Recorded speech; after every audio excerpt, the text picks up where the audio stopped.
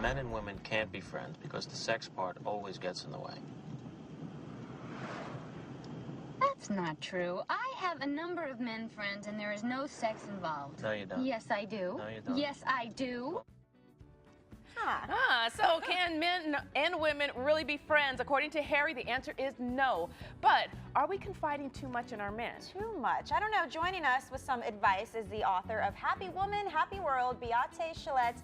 Welcome back to our show. Thank you so much for having me back. This is a great topic because I don't think it can be black and white. I think, you know, you should have a friendship as the basis of a relationship. Balance.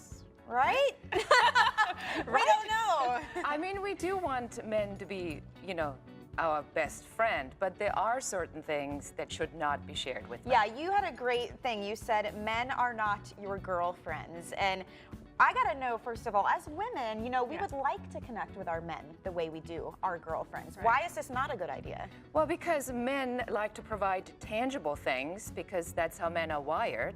Women provide emotional support. So when we mix up these two, it gets confusing.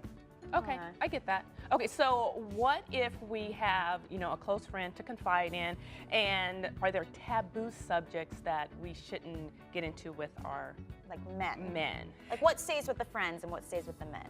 Right, so basically the rule of thumb would be that if it's tangible, if it can be provided, advice, something to fix, that's always good for a man.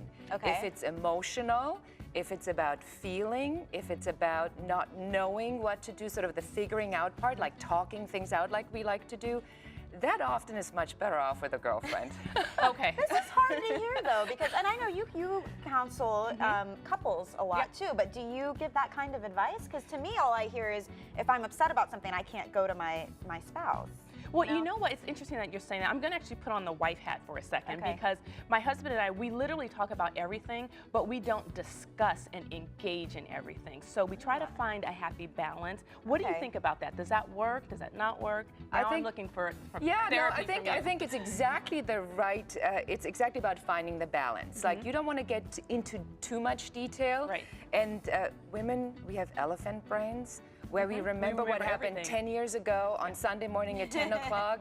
Men hate that. So it really is about, it's like something comes up, let's discuss it, and then we'll be done with it and we move on. So what's the downside here though? What are we talking about? How could this affect your relationship if you're constantly dumping all of this onto your guy? So here's the thing, it takes the mystery out. Men love a woman with a mystery because men love this whole, she's so mysterious, I can't figure it out. It keeps them engaged. You take that engagement out, the relationship can go flat. All right. Okay, so you have 3 tips of ways we can still communicate what we want without going overboard. And the first one you say is be specific.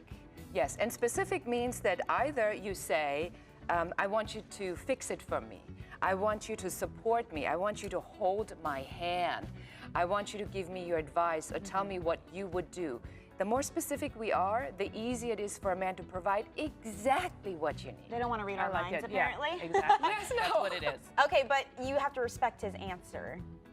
Yes, you do, because when a man answers you, he'll answer you honestly. Every man I've ever met wants their wife partner to be happy.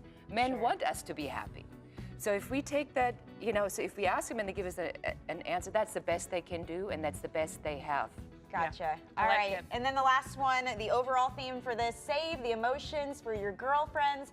And I like this because we've talked about the studies that show how important it is to have good girlfriends in your lives, right? Absolutely. And, you know, and that's what makes us, you know, prosper and move forward with our girlfriends. I'm going to use those tips for sure. Absolutely. Thank you so much, Beate. Her book is available online and in bookstores. You can visit her website, beatechelette.com.